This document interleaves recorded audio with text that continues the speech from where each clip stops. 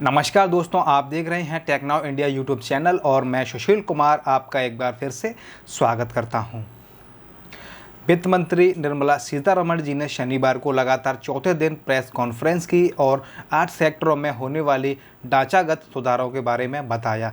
ये 8 सेक्टर हैं: कोयला, minerals, defence, manufacturings, air space managements, airports और maintenance and overall power distribution. कंपनियां सोशल इंफ्रास्ट्रक्चर्स, अंतरिक्ष और परमाणु ऊर्जा, इनमें से 3 सेक्टर कोयला, मिनरल्स और स्पेस को सरकार ने निजी क्षेत्र के लिए खोल दिया है। वित्त मंत्री ने एयरपोर्ट्स और पावर डिस्ट्रीब्यूशन कंपनियों में प्राइवेट इन्वेस्टमेंट्स और निजीकरण की बात कही, लेकिन यह पहले से चल रहा है। कई एयरपोर्ट्स का ऑप्शन निजी कंपनियों के हाथों में है। महानगर में पावर डिस्ट्रीब्यूशन का काम भी निजी कंपनियों के पास है। वित्त मंत्री 20 लाख करोड़ रुपए की राहत पैकेज के तहत रविवार सुबह 11 बजे 5वीं और आखिरी प्रेस कॉन्फ्रेंस करेंगी। तो ठीक है दोस्तों, फटाफट से वीडियो को स्टार्ट कर लेते हैं।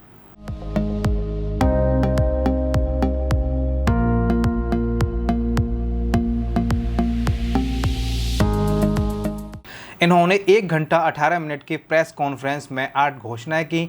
सबसे पहली घोषणा, कोयला सेक्टर में अब सरकार कमर्शियल माइनिंग की इजाज़त देगी। इससे कंपटीशन बढ़ेगा, पारदर्शिता आएगी। कोई भी कॉल ब्लॉक के लिए बोली लगा सकेगा और बाद में कोयला ओपन मार्केट में बेच सकेंगे। निजी कंपनियों को फ़ायदा मिलेगा, सरकार की मोनोपोली खत्म होगी। 50 कॉल ब्लॉक निजी सेक्टर के लिए खोले जाएंगे। कोयले की खदान से मीथेन निकालने का भी काम नीलामी से होगा। 50,000 करोड़ रुपए इसके इंफ्रास्ट्रक्चर डेवलपमेंट पर खर्च होंगे। इस सेक्टर में निजी कंपनियों को एंट्री के लिए नियम आसान किए जाएंगे। कंपनियों को प्रति टन एक फिक्स रेट पर पैसा देने की बजाय सिर्फ रेवेन्यू सरकार से साझा करना होगा। अगर कोयले की गैस में बदलने की सुविधा भी उपलब्ध होती है तो इंसेंटिव मिलेगा। सरकार को उम्मीद है कि इससे 2023-2024 तक कमर्शियल माइनिंग के जरिए 1 अरब टन कोयला उत्पाद हो सकेगा। और दूसरी घोषणा है, 500 माइनिंग ब्लॉक्स को नीलामी के जरिए निजी कंपनियों के लिए खोला जाएगा। कैपिटिव और नॉन कैपिटिव खदानों के बीच फ़र्क खत्म हो जाएगा। कैपिटिव खदानें यानी जहां कंपनियां कोयला खनन करती हैं और उसका अपनी ही लिए इस्तेमाल करती हैं। नॉन कैपिटिव खदानों में कोयला दूसरी कंपनियों को भी बेचा जा सकता है। निजी कंपनियों को फ़ायदा मिलेगा जो माइनिंग ब्लॉक में निवेश करना चाहती हैं। बॉक्साइट और कोल मिनरल्स के ब्लॉक्स की जॉइनिंग ऑक्शनिंग होगी। इससे कम्युनिमिलियम इंडस्ट्रीज को फ़ायदा मिलेगा। इसकी इलेक्ट्रिसिटी की लागत कम होगी। कैप्टिव नॉन कैप्टिव का फ़र्क खत्म होने पर कंपनियां सरप्लस मिनरल्स की बिक्री कर सकेंगी। सरकार ने यह अभी तक नहीं बताया है कि यह कब से लागू होगा। और ये जो तीसरी घोषणा है, कुछ हथियारों की लिस्ट बनाई जाएगी जिसने सिर्फ देश में ही खरीदा जाएगा, ये इंपोर्ट नहीं किए जाएंगे। इसके साथ डिफेंस मैन्युफैक्चरिंग के ऑटोमेटिक रूट में एफडीआई यानी फॉरेन डायरेक्ट इन्वेस्टमेंट 49% से बढ़ाकर 74% होगा।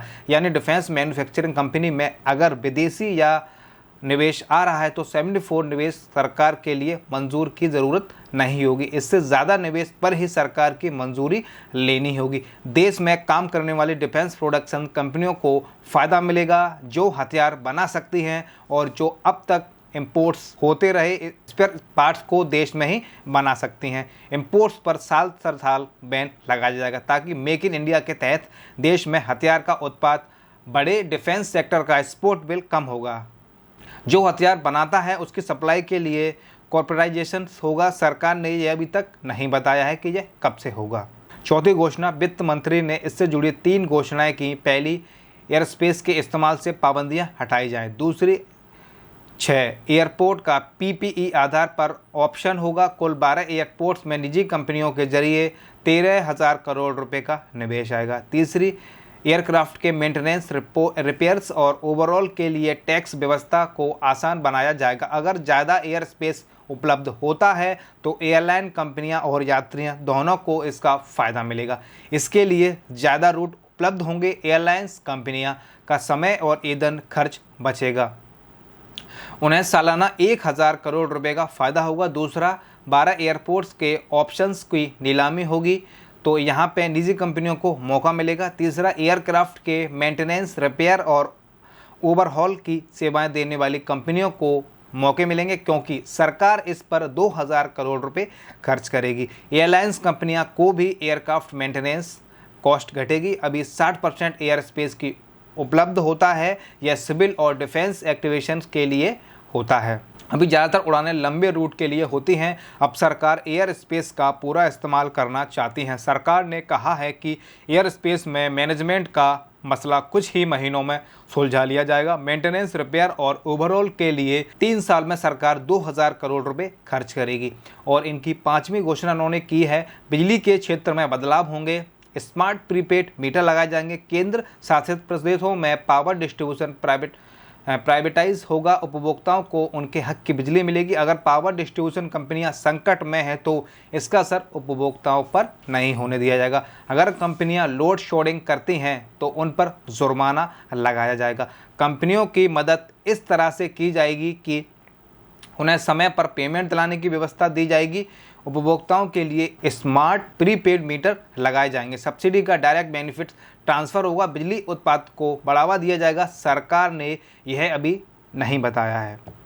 और 6वीं घोषणा है, सामाजिक बुनियादी ढांचे में भी निजी निवेश पर जोर दिया जाएगा, क्योंकि कोरोना के समय भी स्कूल अस्पतालों में सुधार की ज़रूरत महसूस हुई है। अगर पैसा कम पड़ रहा है तो उनकी फीडिंग यानी वायबिलिटी गैप फीडिंग के लिए 30% केंद्र या राज्य सरकार पैसा देगी। इस पर 8100 करोड़ रुपए खर्च होंगे।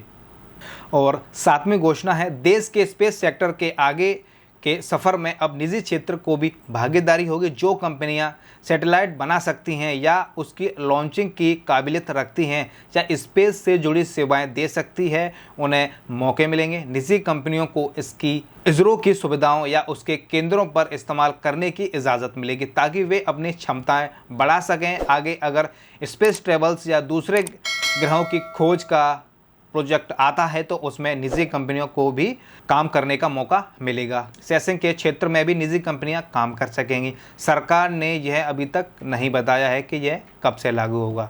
और इनकी जो आखिरी घोषणा है वो है 8वीं घोषणा। पीपीपी के जरिए रिसर्च रिएक्टर शुरू किया जाएगा।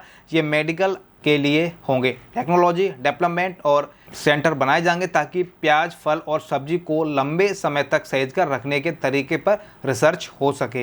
हेल्थ सेक्टर और एग्रीकल्चर सेक्टर में काम करने वाली कंपनी या संस्थानों को इसका फ़ायदा मिलेगा।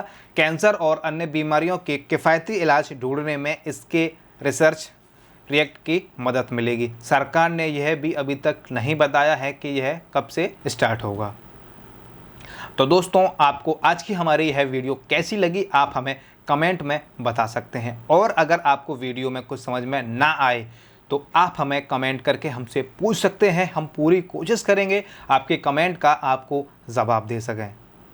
और दोस्तों, हम उम्मीद करते हैं आज की वीडियो आपको काफ़ी पसंद आई होगी। और अगर आपको आज की वीडियो अच्छी लगी हो तो प्लीज़ आप हमारे वीडियोस को लाइक करिएगा। और अगर आप हमारे YouTube channel Tech Now India पे अगर पहली बार आए हैं तो प्लीज़ आप हमारे YouTube चैनल को सब्सक्राइब कर लीजिए। जिन सब्सक्राइबर ने हमारा YouTube चैनल पहले से सब्सक्राइब कर लिया है उनको हमारी तरफ से बहुत बहुत धन्यवाद। और दोस्तों, अगर आप ऐसे ही और भी इंटरेस्टिंग वीडियोस को देखना चाहते हैं तो प्लीज़ आप हमारे YouTube चैनल पर बने रहिए।